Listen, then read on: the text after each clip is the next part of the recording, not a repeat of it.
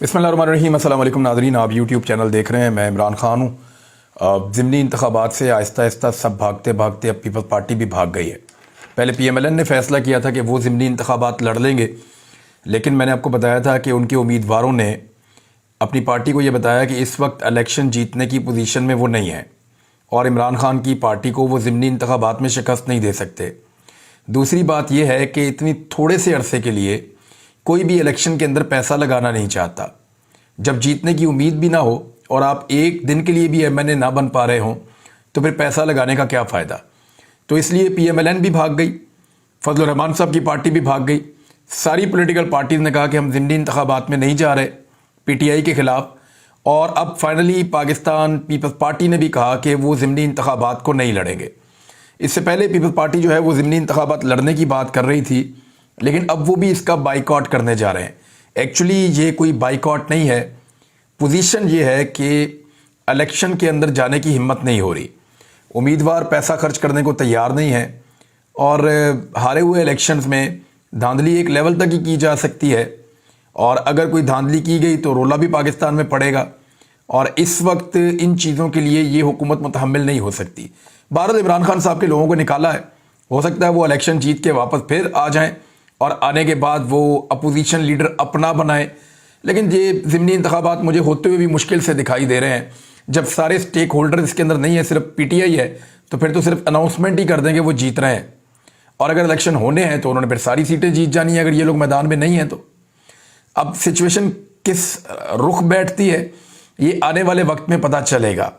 फवाद चौधरी साहब ने एक बात की, उन्होंने कहा आईने पाकिस्तान को रद्दी की किताब की तरह समझा जा रहा है और उन्होंने एक और बात भी की है, ट्वीट के अंदर मैंने इस खबर को पढ़ा है। फवाद चौधरी साहब ने यह कहा है कि जो कुछ पाकिस्तान में आइन के साथ किया जा रहा है, अगर आइन ना रहा तो फिर कुछ भी नहीं रहेगा और फिर ये गवर्नर्स भी सदर को हम लिखेंगे और उन्हें कहेंगे कि गवर्नर्स को भी हटा दिया जाए क्योंकि गवर्नर्स अपना आइनी रोल प्ले नहीं कर रहे।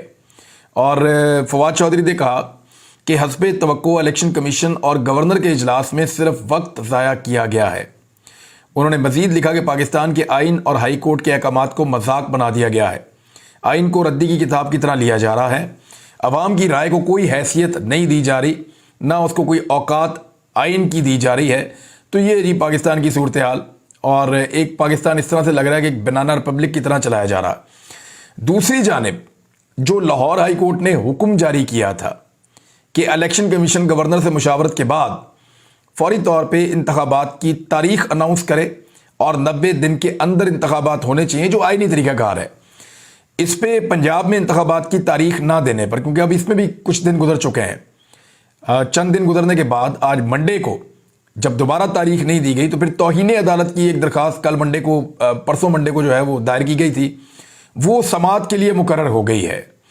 खबर यह है कि, और ये एक्सप्रेस न्यूज़ के मुताबिक, अदालती अहकामात के बावजूद पंजाब में इलेक्शन की तारीख ना देने के मामले पर इलेक्शन कमीशन और गवर्नर पंजाब के खिलाफ तौहीन अदालत की दरखास्त समाअत के लिए मुकर्रर कर ली गई है, जिस पर लाहौर हाई कोर्ट के जस्टिस जवाद हसन शहरी मुनीर अहमद की दरखास्त पर आज समाअत करेंगे।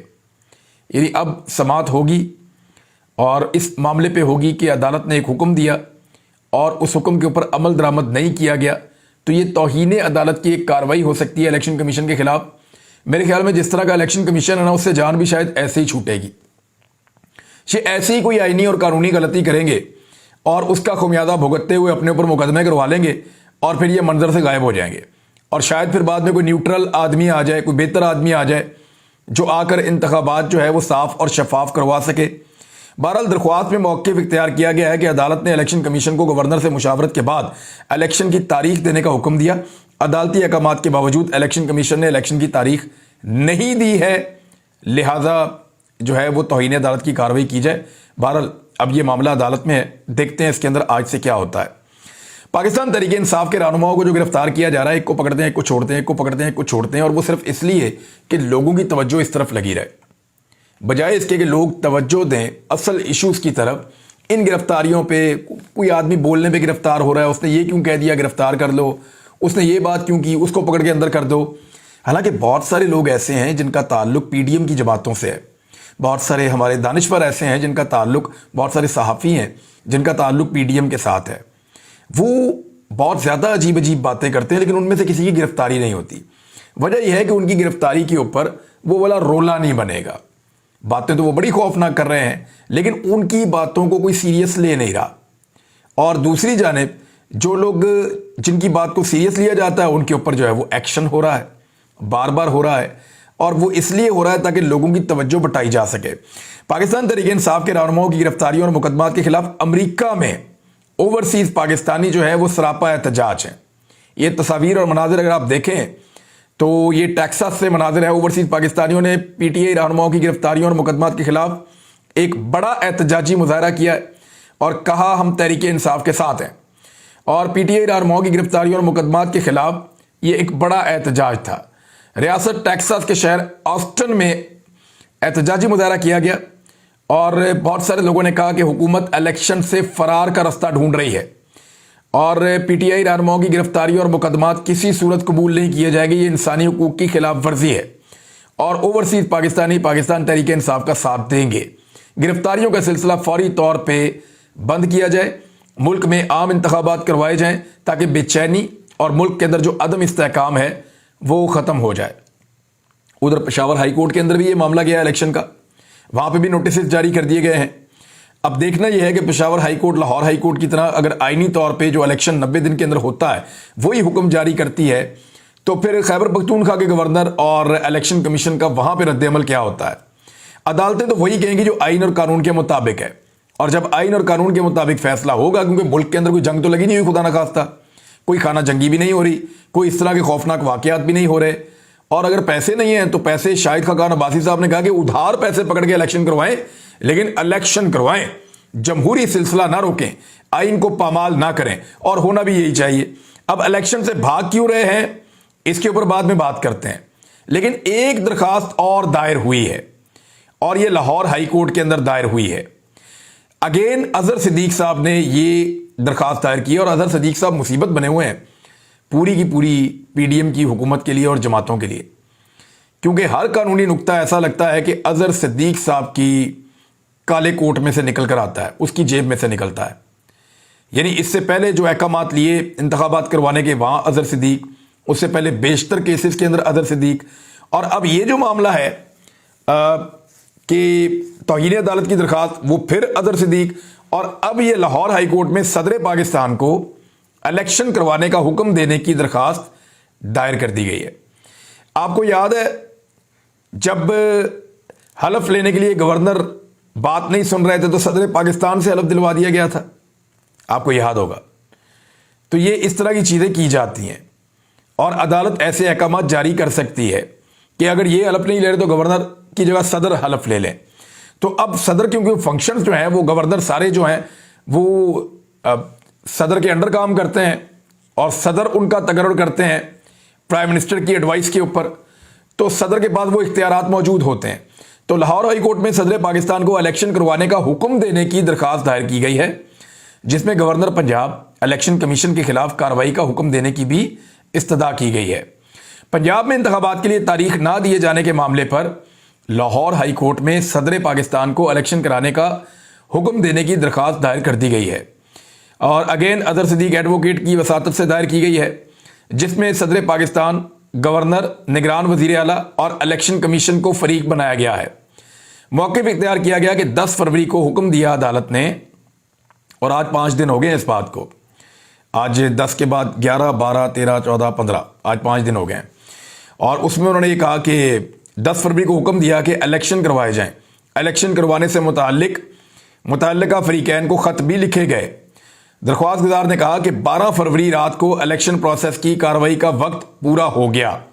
الیکشن کمیشن اور گورنر اپنی آئینی ذمہ داریاں ادا نہیں کر رہے. گورنر اور الیکشن کمیشن توہین عدالت کے مرتکب ہو رہے ہیں, اور استدعا کی گئی عدالت آئین پاکستان کے مطابق صدر پاکستان کو الیکشن کروانے کا حکم جاری کرے, جبکہ گورنر پنجاب اور الیکشن کمیشن کے خلاف کارروائی کا حکم دینے کی بھی استدعا کی جائے صدر پاکستان سے. اب یہ ایک درخواست دائر ہو گئی ہے, اور یہ ایک ایسی چیز ہے جس سے حکومت کو پریشان ہونا چاہیے, اور پی ڈی ایم کے لیے یہ کوئی اچھی خبر نہیں ہے. اگر ہائی کورٹ یہ کہہ دیتی ہے کہ ٹھیک ہے اگر الیکشن کمیشن نہیں کر رہا اور یا گورنر الیکشن کمیشن کے ساتھ کوآپریٹ نہیں کر رہے تو صدر پاکستان الیکشن کمیشن سے بات کریں اور ان کو ایک تجویز دیں یا کوئی ایڈوائس دیں جس کے مطابق انتخابات ہو سکیں۔ اب پی ایم ایل این کیوں انتخابات سے بھاگ رہی ہے، ذرا اس طرف آ جاتے ہیں۔ ملتان کے بعد کراچی میں بھی وہی والا نعرہ لگ گیا جو مریم نواز صاحبہ کو بڑا پسند ہے۔ انہوں نے عمران خان کے خلاف بھی لگوایا اس طرح کا نعرہ ایک، لیکن ایکچولی وہ نعرہ مریم نواز کے خلاف بنا ہے۔ اور ملتان کے اسٹیڈیم میں یہ نعرہ گونجتا رہا، لوگ کرکٹ دیکھنے آئے، وہاں پہ بھی سیاست گھس گئی ہے۔ اور ملتان کے اسٹیڈیم کے اندر بھی لوگ یہ نعرہ لگا رہے تھے کہ مریم کے پاپا چور ہیں، مریم کے پاپا چور ہیں۔ ایک بندہ کہتا ہے مریم کے پاپا، باقی سارے کہتے ہیں چور ہیں۔ تو اس طرح کے جو نعرے ہیں وہ پہلے ملتان کے اندر لگے، وہی والے نعرے اب جو ہیں وہ کراچی کے اندر لگ رہے ہیں۔ تو لوگوں کے جذبات پی ایم ایل این کے بہت خلاف ہیں اور اس بات کا پی ایم ایل این کو پتہ ہے۔ وہ کیسے؟ رانا ثناء اللہ صاحب نے آج حامد میر صاحب کو ایک انٹرویو دیا اور اس میں انہوں نے اپنی شکست کا اعتراف کیا ہے۔ انہوں نے کہا کہ جو کامیابی جس کی ہم توقع کر رہے تھے یا جس کی ہمیں امید ہے یا جو ہمیں لگتا ہے کہ ہمیں ملنی چاہیے تھی وہ اب ہمیں ملتی ہوئی نظر نہیں آ رہی۔ رانا ثناء اللہ صاحب نے باشگاف الفاظ میں اعتراف شکست کیا ہے کہ پی ایم ایل این جو ہے جس کامیابی کے لیے ہم امید کر رہے تھے، ہم اپنے آپ کو سمجھتے ہیں کہ ہم ڈیزرو کرتے ہیں وہ کامیابی، وہ اب ہمیں دکھائی نہیں دے رہی۔ پبلک کے اندر ہمیں وہ کامیابی نہیں ملے گی اور اسی وجہ سے یہ سب لوگ الیکشن سے دور دور دور دور بھاگ رہے ہیں۔ اب نواز شریف اور مریم نواز کے لیے صرف یہ ایک پرابلم نہیں ہے، ایک پرابلم اور بھی پیدا ہو گیا ہے۔ وہ پرابلم میں آپ کو بتاتا ہوں، لیکن پی ایم ایل این کوشش کر رہی ہے اور اس میں دیکھیں آپ کو تعریف تو کرنی پڑے گی مریم نواز کی۔ جتنے برے بھی حالات ہوں، چاہے انہوں نے ان حالات میں اس پارٹی کو پہنچایا ہے، مریم نواز کی نفرت، مریم نواز کی غلط پالیسیز، مریم نواز کی فرسٹریشن، اس نے اس پارٹی کو بہت بری طرح تباہ کیا ہے، لیکن اس کے باوجود وہ ہار ماننے کے لیے تیار نہیں ہے۔ وہ اپنی پارٹی کے اندر آئین کو تبدیل کر رہی ہیں، وہ اپنی پارٹی کو متحرک کرنے کی کوشش کر رہی ہیں، گو کہ اس کا الٹا امپیکٹ ہو رہا ہے، پارٹی کے مزید لوگ ناراض ہو رہے ہیں، لیکن وہ زور ضرور لگا رہی ہیں۔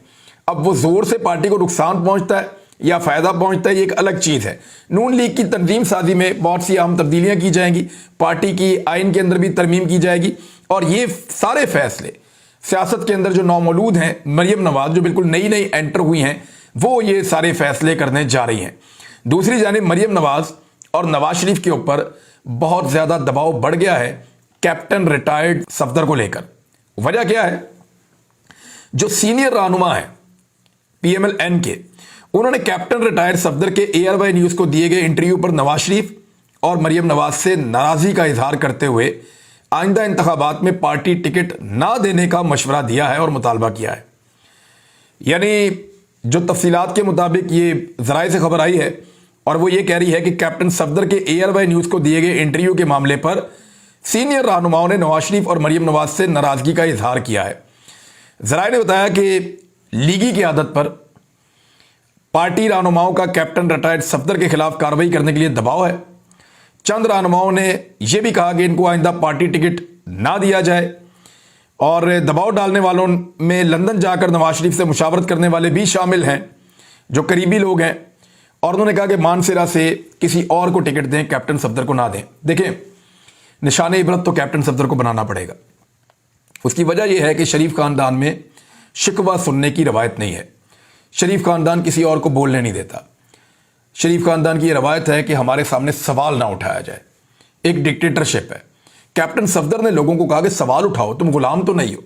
کیپٹن صفدر نے لوگوں کو کہا کہ ایک ٹکٹ کے لیے تم باولے ہوئے جا رہے ہو، تم ٹکٹ کو چھوڑو، اپنی عزت اور اپنا احترام دیکھو، سوال پوچھو، ہمارا نظریہ دفن ہو گیا ہے۔ اور انہوں نے غیرت دلانے کی کوشش کی پی ایم ایل این کے لوگوں کو۔ تو غیرت جو ہے وہ پسند نہیں ہے پی ایم ایل این کے لوگوں کو۔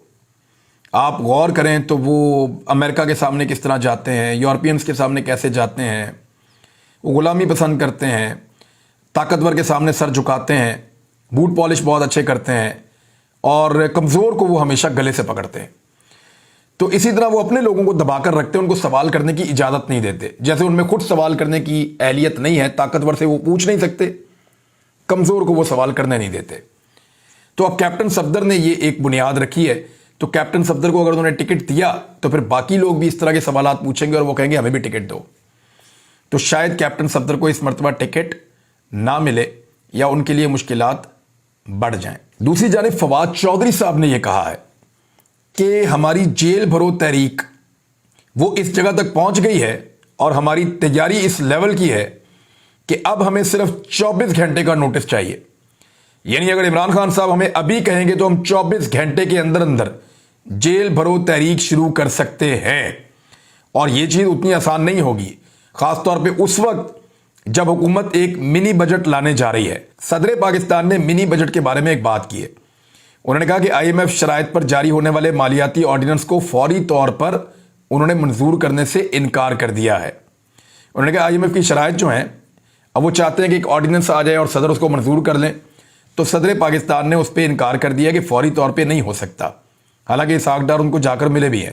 یہ ایکچولی کر کیا رہے ہیں؟ آئی ایم ایف کی مشکل شرائط پہ صدر پاکستان سے آرڈیننس کروانا چاہتے ہیں اور پھر ملبہ ڈال دیں گے دیکھیں تو عارف الوی پی ٹی آئی کے تھے، انہوں نے یہ کیا ہے، تو آپ سمجھیں نا یہ ہمارے ساتھ شامل تھے، تو وہ اس کو کہتے ہیں شریک جرم کرنا چاہتے ہیں پاکستان تحریک انصاف کو بھی. تو عارف الوی صاحب نے کہا کہ نہیں، ایک دم میں نہیں کر سکتا، اور انہوں نے فوراً کرنے سے انکار کر دیا ہے، جس پہ حکومت نے منی بجٹ آرڈیننس کے ذریعے نہ لانے کا فیصلہ کر لیا ہے.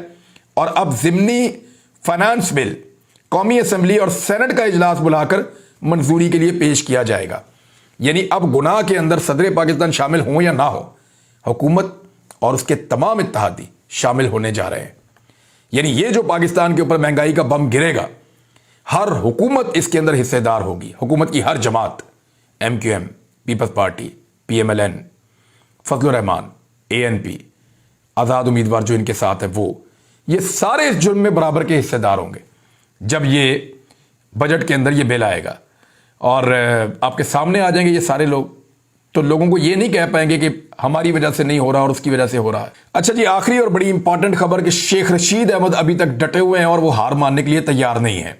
انہوں نے صاف کہہ دیا ان تمام طاقتوں کو جو ان کو روزانہ دبانے کے لیے آتی ہیں کہ میں عمران خان کا ساتھ نہیں چھوڑوں گا. آپ جتنا ظلم کرنا چاہتے ہیں، جتنا مجھے گرفتار رکھنا چاہتے ہیں، جتنی میرے ساتھ زیادتی کرنا چاہتے ہیں آپ کریں، میں ڈٹا رہوں گا. یہ شیخ رشید احمد کا پیغام ہے. ساتھ ہی انہوں نے چیف الیکشن کمشنر کو خط لکھا ہے کہ میں الیکشن لڑنے جا رہا ہوں، مجھے لیاقت باغ میں ایک جلسے کی اجازت دی جائے اور میں وہاں جلسہ کرنا چاہتا ہوں. میں آپ کو دوسری بار خط لکھ رہا ہوں. تو شیخ رشید کے تیور ٹھیک نہیں لگ رہے. شیخ رشید کا مقابلہ کرنا بھی مشکل ہوگا. اور شیخ رشید نے بھی اپنے آپ کو اسی طرح مضبوط اب تک ثابت کیا ہے جس طرح اعظم سواتی نے کیا تھا. اب تک کے لیے اتنی، اپنا خیال رکھیے گا، اپنے چینل کا بھی. اللہ حافظ.